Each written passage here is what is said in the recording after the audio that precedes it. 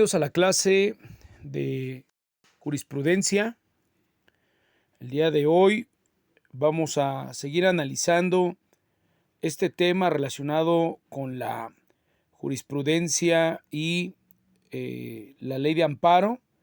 De hecho, es la segunda parte de esta clase seriada y pudiéramos llegar a una tercera parte de la jurisprudencia y la ley de amparo, porque pues ahí es donde más se desarrolla el tema. Digamos, en la ley de amparo usted va a encontrar toda la información correspondiente a esta figura jurídica, la jurisprudencia.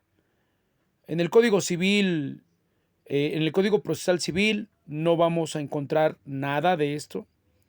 A nivel local y a nivel federal tampoco. Pero en la ley de amparo sí. El día de hoy vamos a hablar del artículo 218, en el cual precisamente se mencionan datos referentes a esta figura jurídica. Comenzamos. El material de apoyo que estoy presentando ahorita, usted obviamente ya lo tiene a la mano. Recuerde que siempre se lo hago llegar con tiempo y también se lo hago llegar precisamente al WhatsApp. Entonces tiene usted dos medios para descargar esta información, ya sea en la plataforma o a través del grupo de WhatsApp. El artículo 218 de la Ley de Amparo establece que cuando la Suprema Corte de Justicia de la Nación, los plenos regionales o los tribunales colegiados de circuito establezcan un criterio relevante, se elaborará la tesis respectiva en la que se recojan las razones de la decisión, esto es, los hechos relevantes, el criterio jurídico que resuelve el problema abordado en la sentencia y una síntesis de la justificación expuesta por el tribunal para adoptar ese criterio.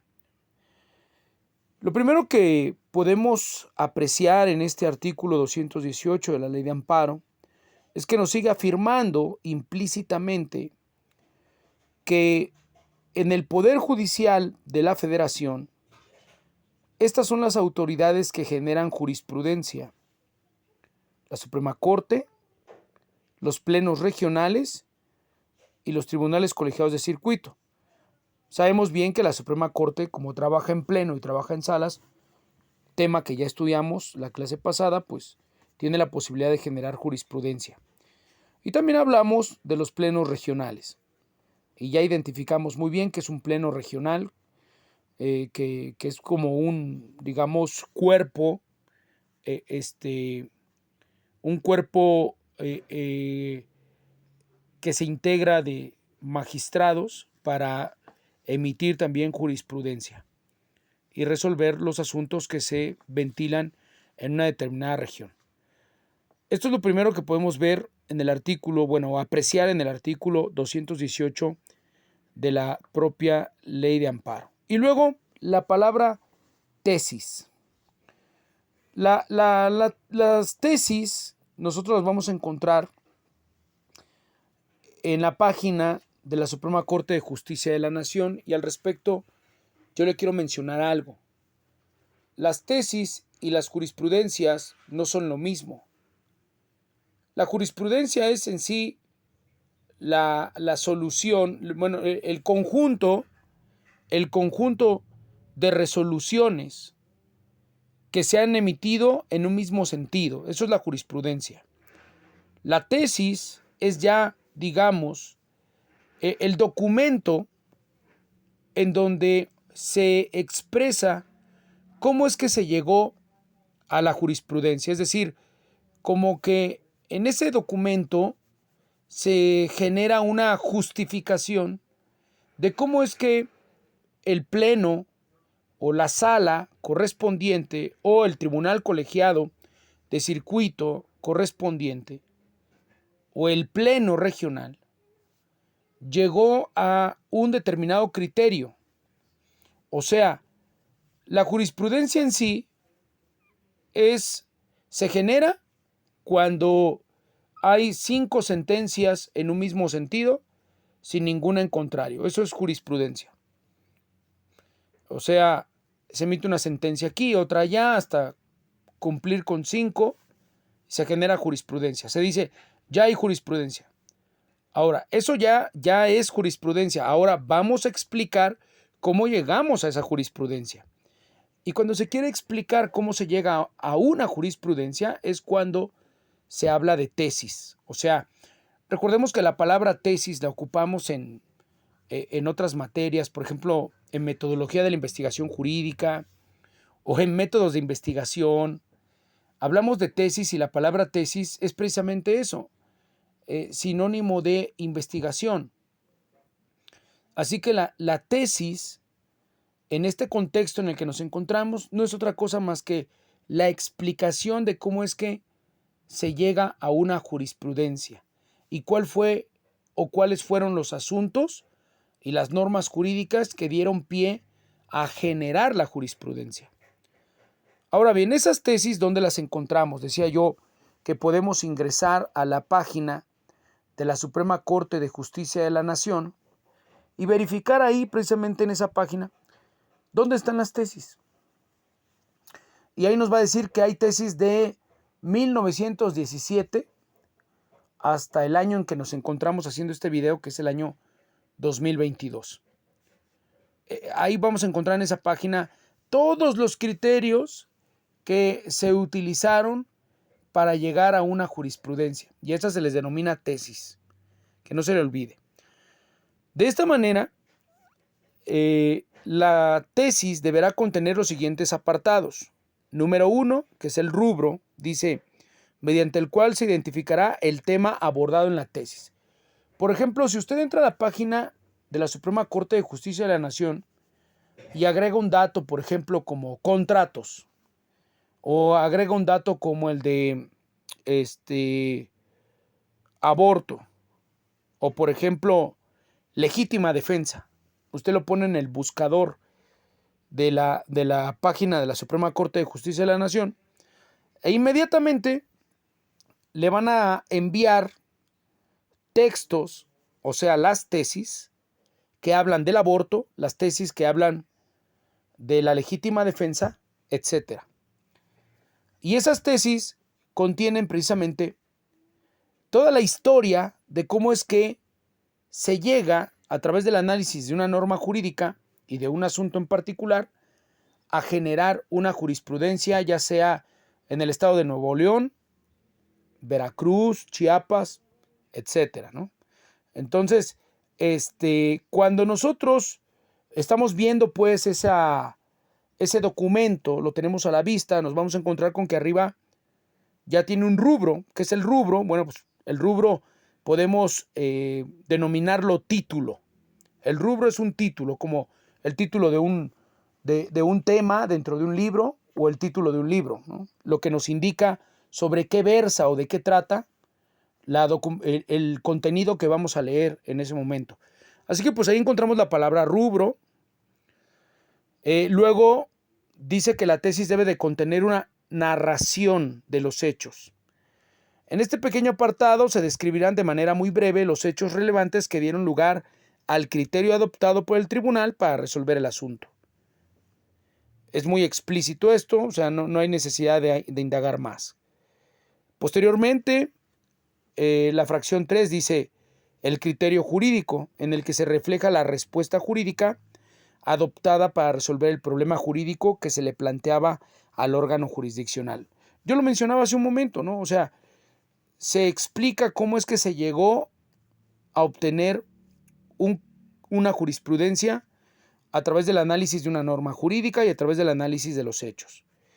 Yo le decía que en sí la tesis es pues una justificación del por qué se llega a una opinión jurídica de ese tipo, ¿no? Para resolver un asunto. Luego la fracción 4 nos dice justificación. Dice, se expondrá de manera sucinta los argumentos expuestos por el órgano jurisdiccional en la sentencia para sostener el criterio jurídico adoptado en la resolución. Y 5, datos de identificación del asunto. comprenderán el número de tesis, el órgano jurisdiccional que la dictó y las votaciones emitidas al aprobar el asunto y, en su caso, en relación con el criterio sustentado en la tesis. Mire, en la siguiente clase, es decir, en la clase presencial, sí ya me gustaría presentarle a usted la página de la Suprema Corte de Justicia de la Nación. Eso es lo que le quiero presentar. Y también quiero que usted vea cómo es que ahí se cumplen todas estas características que nos está señalando el artículo 218 de la Ley de Amparo. Y así usted pueda tener un ejemplo más a la vista, más claro, de lo que es una tesis y cómo es que en esta tesis se explica por qué se llega a una jurisprudencia. Bueno, continuamos con el análisis. Dice, además de los elementos señalados en las fracciones anteriores, la jurisprudencia emitida por contradicción de criterios deberá contener, según sea el caso, los datos de identificación de las tesis que contiendan en la contradicción, el órgano que las emitió, así como la votación emitida durante las sesiones en que tales contradicciones se resuelvan.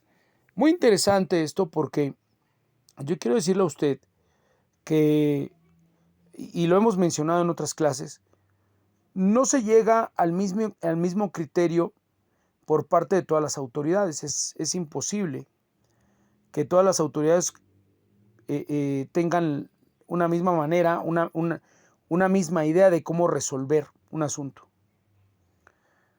Y esto genera contradicción de tesis. Vamos a encontrar, digamos que antitesis. Fíjese nada más lo que estoy diciendo. Antitesis de la tesis que se hace oficial. O sea, una tesis se hace oficial y la contradicción de tesis también se deja y se hace oficial, pero no es, digamos que, el criterio popular, vamos a decirlo así, para resolver un asunto. O sea, cuando hablamos de una contradicción de tesis, decimos que hubo una persona, un ministro, hubo un magistrado que no estuvo de acuerdo en cómo se resolvió el asunto, ¿sí? Y por tal razón se genera otra manera de resolver un asunto. O sea, puede que en algún determinado lugar se habló sobre el aborto y se despenalizó el aborto y se da un punto de vista. En un determinado lugar, me refiero pues dentro de los circuitos que existen según el Consejo de la Judicatura Federal, que ya sabemos que es la institución encargada dentro de la Suprema Corte de Justicia de la Nación en determinar pues esos sitios en donde se van a establecer los tribunales federales. O sea, ya sabemos que esa es su función del Consejo de la Judicatura Federal. Entonces vamos a pensar nosotros que hay un tribunal colegiado de circuito que emitió una jurisprudencia respecto del aborto, y este tribunal colegiado de circuito se encuentra en Oaxaca, y tenemos otro tribunal colegiado de circuito que resolvió un asunto similar en el estado de Sonora. El asunto es similar, pero la solución, digamos, la resolución no es la misma. Ha variado entonces, con los mismos elementos ha variado la solución de un problema muy similar. Y por esa razón se dice que hay tesis y contradicción de tesis. O sea, una resolvió de una manera y la otra también resolvió de otra manera. O sea, una resuelve de una manera y la otra de otra. Y por lo tanto ahí tenemos un conflicto de puntos de vista, ¿sí? Un conflicto de puntos de vista, y por lo tanto hay que buscar la manera de armonizar esos criterios publicándolos en la misma página de la Suprema Corte de Justicia de la Nación. Probablemente para usted, así como lo estoy explicando ahorita, le sea fácil, a lo mejor no, le sea complicado, pero en la clase presencial vamos a ahondar más sobre esto. Aquí de entrada, comprender, a ver, quiero saber dónde están las tesis que emite la Suprema Corte de Justicia de la Nación, ya sea en pleno o en salas, saber dónde están esas tesis que emite el pleno regional, los tribunales colegiados. Bueno, pues lo voy a buscar ¿dónde? En la página de la Suprema Corte de Justicia de la Nación. También estamos aprendiendo que no es lo mismo jurisprudencia que tesis, ¿no?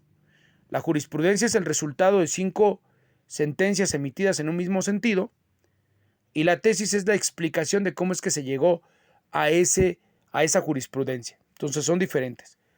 Pero resulta también que existen diferentes criterios para resolver dentro de nuestro país un asunto muy similar. Y cuando hay un punto de vista sobre un asunto muy similar, sobre el cual ya existe una tesis, se dice que nace también una contradicción de tesis. Entonces, se deja por ahí precisamente esa contradicción de tesis debidamente publicada, porque es muy importante. Mire, de por sí nuestra Constitución lo dice, tenemos que tener acceso a la información, y para nosotros, los ciudadanos, es muy importante el poder encontrar todos estos datos que nos ayuden a seguir transformando el derecho. En una ocasión, en una clase con otros estudiantes, uno de ellos me cuestionaba: oiga, maestro, pero ¿de qué sirve, digamos, o para qué sirve esta información que nos está dando la jurisprudencia? ¿Por qué existe? ¿Para qué? ¿Qué? Bueno, existe en primer lugar la jurisprudencia para ser una parte de interpretación, para hacer la interpretación de las normas jurídicas. Por eso existe la jurisprudencia, para hacer la interpretación de las normas jurídicas. Número 1. Número 2, para procurar administrar adecuadamente la justicia en nuestro país. Número 3, porque la jurisprudencia da lugar a la evolución del derecho. O sea, cada vez que hay jurisprudencia, estamos dándonos cuenta que el derecho tiene o está obligado el derecho a cambiar, ¿no? Pero bueno, el derecho no piensa, ¿verdad? Más bien los legisladores, que son los que crean las leyes, una vez que se emite jurisprudencia, están obligados ellos a cambiar la descripción que aparece en una norma jurídica. O sea, ellos están obligados a hacer cambiar el texto que nosotros podemos leer en una norma jurídica gracias a la jurisprudencia. Quiero que ponga mucha atención en esto que estoy comentándole. O sea, debe estar usted consciente que el legislador, el creador de las leyes, nos da un texto original, pero los ministros que forman parte del poder judicial son los encargados de interpretarlas. Y esta interpretación, a la que llamamos jurisprudencia, viene a transformar el derecho ya existente. Primero, porque se convierte en la interpretación en una parte extensiva de la norma jurídica. Y segundo, porque los legisladores, al ver que los ministros, que son realmente los funcionarios especializados, ya dieron un criterio, pues los están obligando a los legisladores a generar o modificar las leyes, porque debe de haber concordancia entre el poder legislativo y el poder judicial en beneficio del pueblo entero. ¿Ok? Sigamos con nuestra lectura y la explicación. Decíamos después del párrafo que ya leímos que las cuestiones de hecho y de derecho que no sean necesarias para justificar la decisión en ningún caso deberán incluirse en las tesis. O sea, entendemos que las tesis también son objetivas. O sea, todo aquello que no tenga nada que ver con la tesis que estamos leyendo nosotros, pues no tiene que ponerse, no tiene que agregarse. Vamos con el artículo 219, dice: el Pleno o las salas de la Suprema Corte de Justicia de la Nación, los plenos regionales y los tribunales colegiados de circuito deberán remitir las tesis a la dependencia de la Suprema Corte de Justicia de la Nación encargada del semanario judicial de la Federación para su publicación. Quiere decir que las tesis se publican, las tesis se deben dar a conocer. Y vea lo que le estoy comentando: si el Pleno Regional Centro genera una jurisprudencia, pues la tienen que emitir, la tienen que enviar a la institución encargada de publicarlas. ¿Cuál va a ser esta institución? Pues el Consejo de la Judicatura Federal, ¿no? El Consejo de la Judicatura Federal, pues, se va a encargar de hacer publicar estas jurisprudencias, estas tesis, perdón. ahí se tiene que enviar inmediatamente. Las tesis no pueden ser privadas. Hace mucho tiempo, cuando yo era pues un estudiante, la página de la Suprema Corte de Justicia de la Nación no existía. Estamos hablando de los años 2000. Empezaba por ahí ya la idea de empezar a generar digitalizar toda la información para que todos tuviéramos acceso a ella en cualquier rincón de la República Mexicana. Ahora es muy sencillo, ya tenemos ahí, queremos seguir aprendiendo derecho, me decía hace mucho tiempo un estudiante, ¿cómo puedo ir mejorando en ese aspecto? ¿Cómo puedo ir mejorando? ¿Cómo puedo ir entendiendo más los criterios de la Suprema Corte de Justicia de la Nación? Pues fácil, hay que checar precisamente la página oficial. Esto ya hay una cantidad impresionante debidamente digitalizada de información.